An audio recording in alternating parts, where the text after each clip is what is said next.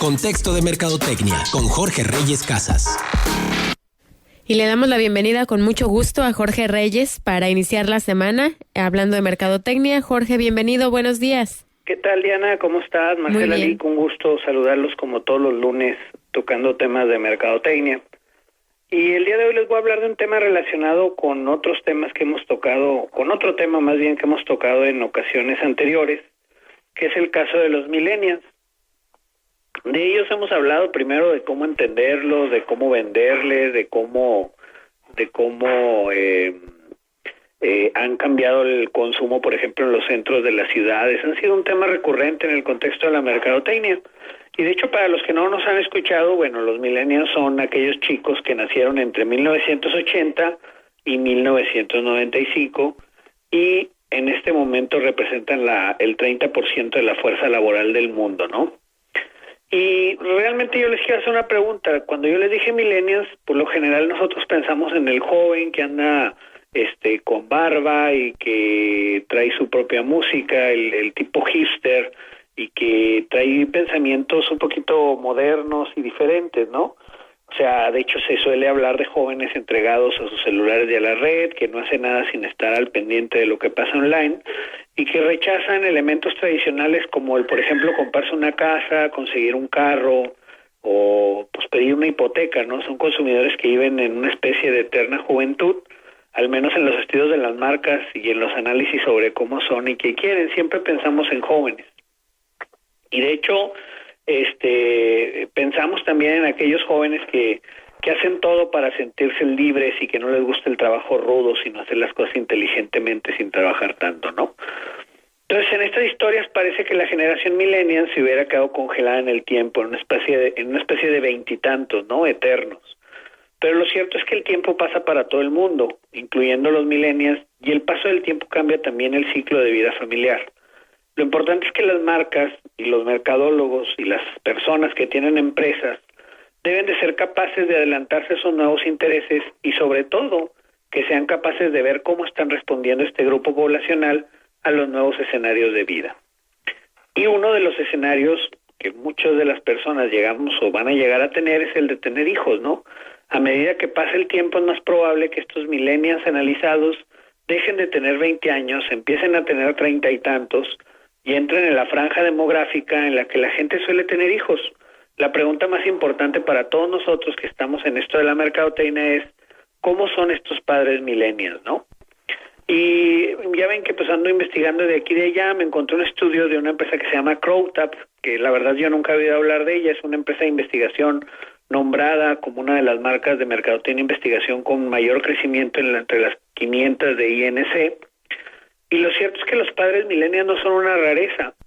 En el mercado de Estados Unidos, 1/3 de todos los hogares tiene como cabeza de familia un millennial, y las previsiones son más que serán en los años venideros. Por ejemplo, si ustedes tienen una empresa y planean existir los próximos 10 años, las predicciones es que en el 2025 van a representar el 75% de la población que trabaja y un 80% de los millennials estadounidenses. En este caso estadounidenses, yo creo que en México va a ser más, se van a convertir en padres en la próxima década, ¿no?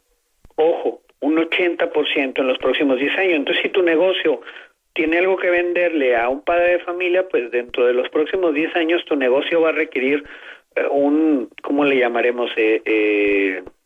Pues sí, un cambio importante, ¿no?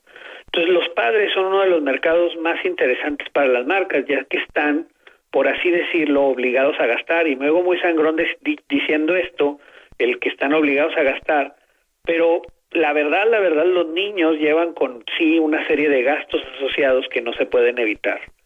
Y la idea pues es que estos padres de familia se van a llevar una parte muy importante de los 2 billones de poder adquisitivo que los millennials tienen en la actualidad.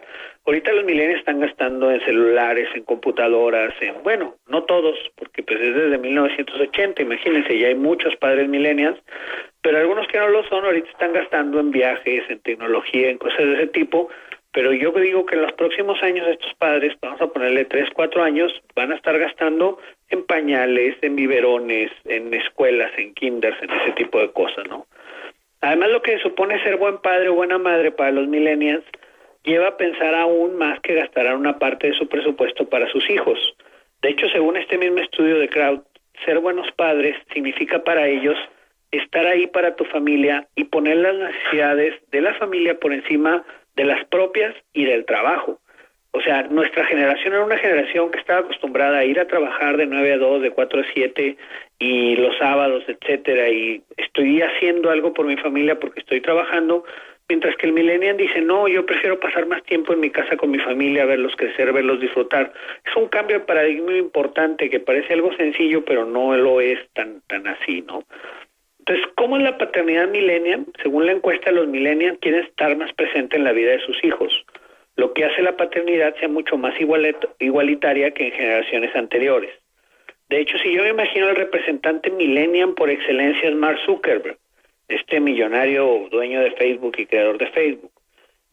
Muchos de la gente piensa en Mark Zuckerberg como, pues mira, o muchos de los millennials, pues, es millonario, no tuvo que estudiar, de hecho se salió de la universidad, lo hizo sin quemarse tanto las pestañas, es súper cool, no sigue convencionalismo de vestir ni hablar, o sea, no anda de traje todo el día, y coincidentemente hace unos meses le llegó la paternidad y se tomó unos meses para llevar la paternidad de su hijo. Entonces, no quiere decir que todos los que son millennials se van a tomar una paternidad, pero a lo mejor vamos a perder ahí mucho de ese padre tan entregado al trabajo que dejaba a la mujer que llevara la maternidad, sino aquí es un trabajo de los dos.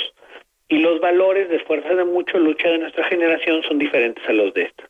Ojo, el cambio entre la generación X y los millennials es fundamentalmente que los millennials piensan que no necesitan tanto quemarse las pestañas para ser felices. No es todo trabajo, trabajo y trabajo. El millennial ha aprendido a ser feliz sin necesidad de estar conectado al trabajo, ¿no? Otro elemento clave es la tecnología. Los millennials han hecho de la tecnología una parte fundamental de sus vidas y seguirá haciéndolo también cuando se conviertan en padres. Y esto es importante porque yo veo que pocas empresas hacen esfuerzos por ahí. Las madres son además más tecnólogas que los padres. Las madres hablan de tecnología y redes sociales cuando hablan de su rol de mamá y que buscan cosas que les hagan más fácil ese rol. Pero aunque le hablen de forma diferente de esta realidad, ambos, padre y madre, están más metidos en la tecnología. De hecho, es bien interesante porque en la encuesta esta que estamos haciendo el análisis, las abuelas, o sea, las mamás de los millennials, siguen siendo la principal fuente de consejos sobre la paternidad, pero le siguen todas las fuentes online. O sea, tras llamar a sus propias mamás, los millennials recurren a las web, redes sociales y blogs para encontrar información, convirtiendo la red en la segunda fuente más importante de información. Un 46% de las madres y un 35% de los padres considera que la información que le ofrecen las redes sociales es extremadamente útil para cosas relacionadas con su bebé o con su hijo. Entonces, de hecho, de acuerdo al estudio, prácticamente la mitad de las madres y un 37% de los padres echa un vistazo a las redes sociales al menos una vez al día buscando consejos. Pinterest, Instagram y YouTube son las principales fuentes de información a la que echan mano estos padres millennials para encontrar datos y consejos. De hecho, yo les pido, échenle un ojo a Pinterest con la frase ropa de bebé y van a ver la lista de mamás que se están asesorando con internet desde antes de que nazca el niño, desde zapatos, desde ropa, desde cómo arreglar el cuarto, etcétera. Entonces, imagínense qué van a hacer con temas más importantes, por ejemplo, con la educación, con la salud, con la comida. Las redes sociales también tienen un punto negativo, y es que ese tipo de padre cree que es una fuente de exceso de información que puede empujar a la ansiedad y a la confusión. La idea va en línea con lo que los millennials hacen para buscar información de forma general. Cuando buscan datos y opiniones sobre cualquier cosa, los millennials se pasan a las redes sociales en forma recurrente. Entonces, ¿qué dejan claros todos estos datos? Pues lo cierto es que las empresas y nosotros que estamos dentro de la estrategia de las empresas debemos de tener en cuenta dos realidades a la hora de hacer estrategia para llegar a los millennials como unos eternos jóvenes. El tiempo pasa para todo el mundo y las circunstancias de la vida cambian con ello. Por otra parte, no deben caer en la trampa de pensar que cuando crezcan empezarán a ser iguales que los demás, y eso es un error muy común. La gente crece y cambia, y en este caso no, los millennials son muy aferrados a su forma de ser. Entonces, los padres millennials son padres con sus propios comportamientos y sus propios intereses, porque al fin y al cabo siguen siendo millennials y no hay nadie que se los quite. Entonces, como apuntaba este estudio, los millennials están madurando, pero lo están haciendo con su propia manera de madurar, que es una manera que las personas que están acostumbradas a atender a padres de familia, ahorita están batallando para poderles hablar a ellos, porque ellos son bien diferentes, ¿no? Entonces, aunque están enfrentándose a realidad y a su realidad y a problemas similares a los que enfrentaron otros antes que ellos, lo están haciendo de un modo distinto, marcando sus propios intereses y por los rasgos que marcan su generación. Porque al final, pues cumpla 30 o 40, el millennial no deja de serlo. Entonces, aquí está mi participación del día de hoy. No sé, alguna duda o alguna pregunta. Oye, Jorge, la verdad es que creo que has puesto sobre la mesa un tema que no se ha reflexionado mucho, ¿no? Y es ya dejar de ver a los millennials como adolescentes, porque finalmente empezamos a hablar de ellos hace que casi una década. Entonces, sí, hace una década empezamos a hablar de ellos, y lo interesante es que pues nacieron en 1980, si estamos ahorita en 2016, estos niños que nacieron en 1980, pues ahorita tienen 36 años, así como que tú digas,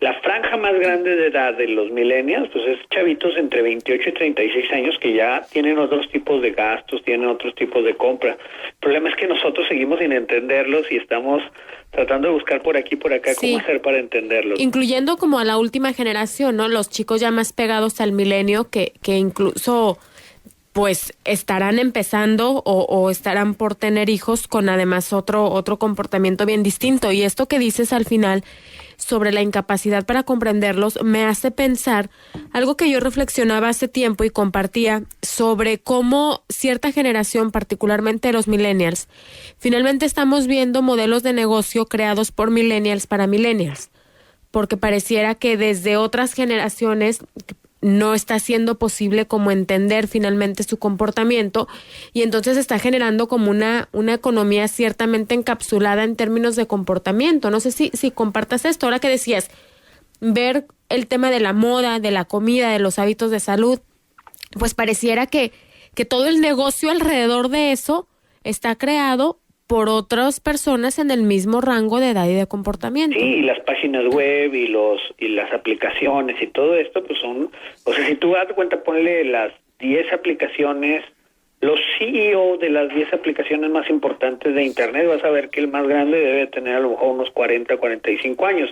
O sea, es gente joven haciendo cosas, gente para gente joven. Uh-huh. Pero yo aquí no quiero dejar fuera toda la gente grande que a lo mejor tiene un negocio en este momento y que diga, híjole, entonces ya me estás dejando fuera. No, pero aquí yo sí la recomendación sería, ¿saben qué? Hay que quitarnos nuestro chip con el cual trabajamos los últimos 20 años y empezar a pensar en formas no tradicionales de hacer negocio, porque estas personas que son las que nos van a comprar ahora son personas que tienen una forma no tradicional.